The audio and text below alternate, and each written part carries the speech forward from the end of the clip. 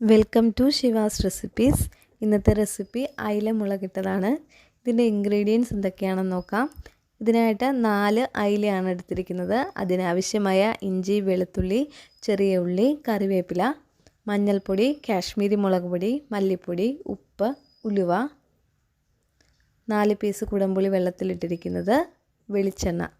Preparation നോക്കാം.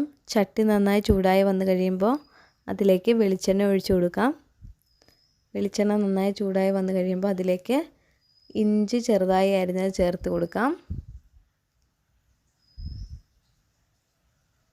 ഇതിലേക്ക് വെളുത്തുള്ളി ചേർത്ത് കൊടുക്കാം.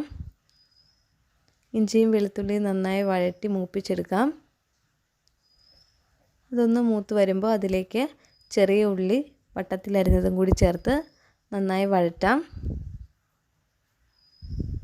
ഇഞ്ചിയും വെളുത്തുള്ളിയും ചെറിയ ഉള്ളിയൊക്കെ നന്നായി മൂത്ത് വന്നു കഴിയുമ്പോൾ ലോ ഫ്ലെയിമിൽ വെച്ചിട്ട് ഇതിലേക്ക് പൊടികൾ ചേർത്ത് കൊടുക്കാം. 3 ടീസ്പൂൺ കാശ്മീരി മുളക് പൊടിയാണ് ചേർത്തിരിക്കുന്നത്.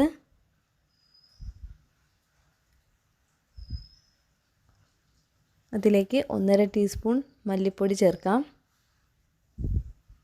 1/2 ടീസ്പൂൺ മഞ്ഞൾപ്പൊടിയും ചേർത്ത് നന്നായി വഴറ്റി യോജിപ്പിക്കാം.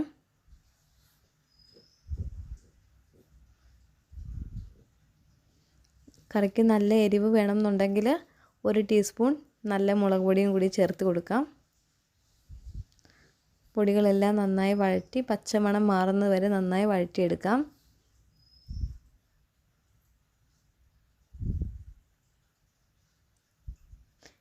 ഇതിലേക്ക് അല്പം വെള്ളം ഒഴിച്ച് ഈ അരപ്പെല്ലാം നന്നായിട്ടൊന്ന് വഴറ്റണം.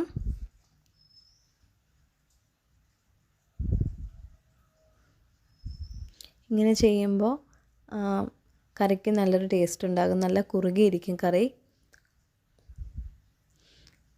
പൊടികളുടെയൊക്കെ പച്ചമണമൊക്കെ ഒന്ന് മാറി കറിക്ക് നല്ലൊരു ടേസ്റ്റ് വരും.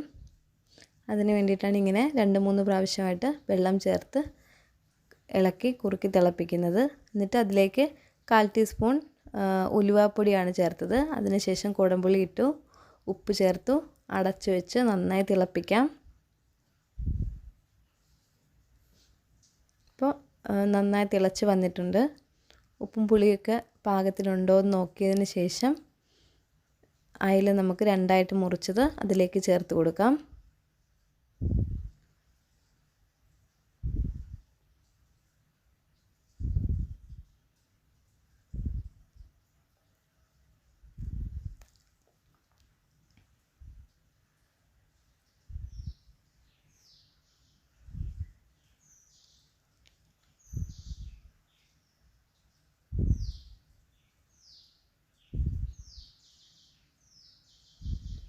എന്നിട്ട് അതൊന്ന് മൂടി വെച്ച് മീഡിയം ഫ്ലെയിമിൽ വെച്ചിട്ടൊന്ന് തിളപ്പിക്കണം.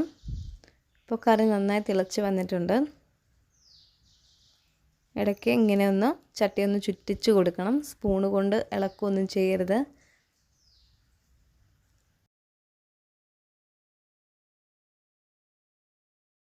മീഡിയം ഫ്ലെയിമിൽ വെച്ചിട്ട് വേണം മീനിങ്ങനെ വേവിച്ചെടുക്കാൻ. ഇടയ്ക്കിടയ്ക്ക് ചട്ടി ഇങ്ങനെ ഒന്ന് ചുറ്റിച്ച് കൊടുക്കണം. ഇല്ലെന്നുണ്ടെങ്കിൽ മീൻ കരിഞ്ഞു പിടിക്കും, അടിയിൽ പിടിക്കാനൊക്കെ സാധ്യതയുണ്ട്. അതുകൊണ്ടാണ് ഇങ്ങനെ ഒന്ന് ചുറ്റിച്ച് കൊടുക്കണമെന്ന് പറയുന്നത്. ഇനി ഇതിലേക്ക് അല്പം കറിവേപ്പിലയും കൂടി ചേർക്കാം. എന്നിട്ട് വീണ്ടും ഇതൊന്ന് അടച്ചു വെച്ച് വേവിക്കാം. വെള്ളമൊക്കെ ഇത്തിരി കൂടി വറ്റി വരാനുണ്ട്. ഇങ്ങനെ പകുതി ഒന്ന് അടച്ചു വെച്ചാൽ മതി, മുഴുവനായിട്ട് അടയ്ക്കണം എന്നില്ല. മീനൊക്കെ ഇപ്പോൾ നന്നായി വറ്റി വെന്ത് വന്നിട്ടുണ്ട്.